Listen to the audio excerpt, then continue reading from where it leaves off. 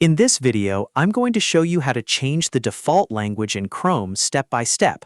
This is really useful if you want Chrome's menus, buttons, and browser interface to appear in your preferred language, making it easier and more comfortable to use every day. If this tutorial helps you out, be sure to hit the like button and subscribe for more simple tech guides just like this. Let's jump right in. First, open Google Chrome on your computer. In the top right corner of the browser, click the three vertical dots to open the main menu. From that menu, scroll down and click Settings near the bottom.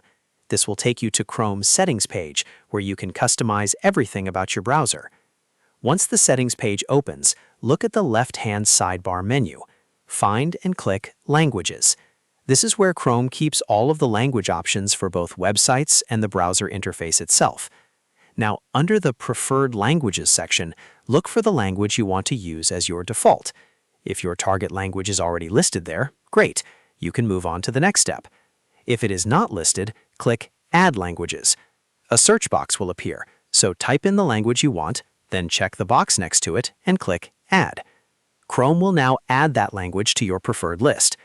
After that, find your preferred language in the list and click the three vertical dots to the right of it. A small menu will appear with extra options. From there, check the box next to Display Google Chrome in this language.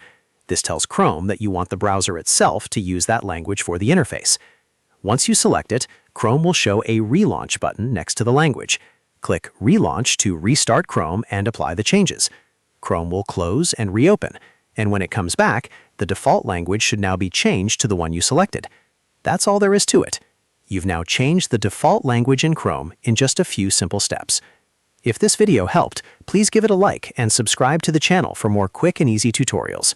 Thanks for watching, and I'll see you in the next one.